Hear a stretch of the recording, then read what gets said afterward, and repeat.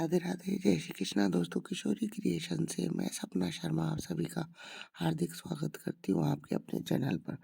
दोस्तों, आज के वीडियो में माघ मास माहात्म्य का चौथा अध्याय लेकर के आई हूँ। इससे पहले के माघ मास माहात्म्य के 3 अध्याय के वीडियो जो है मैंने मेरे चैनल पर डाले हुए हैं, जिनको आप मेरे चैनल पर जाकर देख भी सकते हैं और श्रवण भी कर सकते हैं। आइए सुनते हैं माघ मास माहात्म्य का चौथा अध्याय। श्री वशिष्ठ जी कहने लगे कि हे राजन, अब मैं माघ मास के इस महात्म्य को कहता हूँ जो कार्तवीर्य के पूछने पर दत्तात्रेय जी ने कहा था। जिस समय साक्षात विष्णु के रूप में श्री दत्तात्रेय जी सत्य पर्वत पर रहते थे, तब महिष्मती के राजा सहस्त्रार्जुन ने उनसे पूछा कि हे योगियों में श्रेष्ठ दत्तात्रेय जी, मैंने एक धर्म सुने हैं, अब आप कृपा करके मुझे माघ मास का महात्म्य कहिए।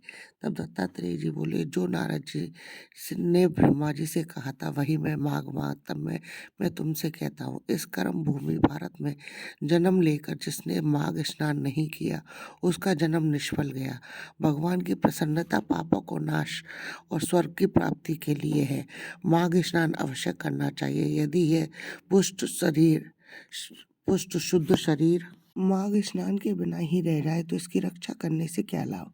जल में बुलबुले के समान, मक्खी जैसे तुच्छ जंतु के समान यह शरीर माघ स्नान के बिना मरण समान है। विष्णु भगवान की पूजा न करने वाला ब्राह्मण, बिना दक्षिणा के श्राद्ध, ब्राह्मण रहित क्षेत्र, आचार रहित कुल, ये सब नाश के बराबर है।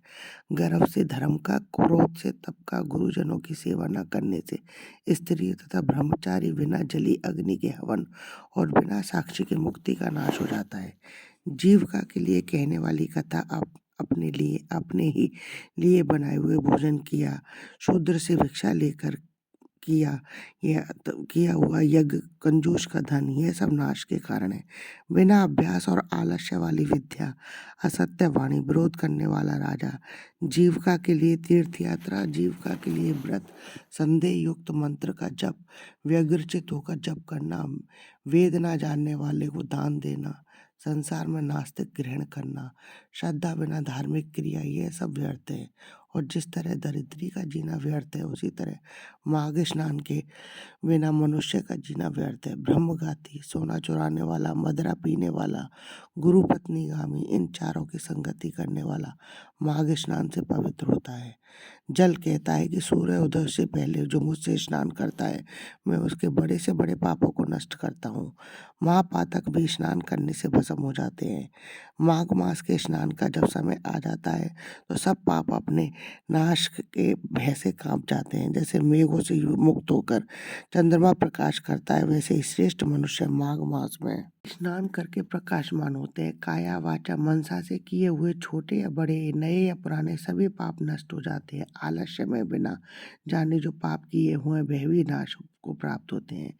जिस तरह जन्म जन्मांतर के अभ्यास से आध्यात्मिक ज्ञान की प्राप्ति होती है, उसी तरह जन्म जन्मांतर के अभ्यास से ही माघ स्नान में मनुष्य की रुचि होती है। यह अपवित्रों को पवित्र करने वाला बड़ा तप और संसार रूपी कीचड़ को धोने की पवित्र वस्तु है। हे राजन, जो मनवांचित फल देने वाला माघ स्नान नहीं करते हैं, वह सूर्य चंद्र के समान भोगों को कैसे भोग सकते हैं। इति श्री माघ मास महात्म्य चतुर्थ अध्याय समाप्तम। दोस्तों, यदि वीडियो अच्छा लगे तो लाइक शेयर कीजिए, चैनल को सब्सक्राइब कीजिए, पास ही में बेल आइकन को ऑन कीजिए, जाते आने वाले नए नोटिफिकेशन का आपको पता चल जाए। हिंदू धर्म, रीत रिवाज, कथा कहानी जानने के लिए चैनल पर बने रहने के लिए बहुत बहुत धन्यवाद। जय श्री कृष्णा दोस्तों, राधे राधे।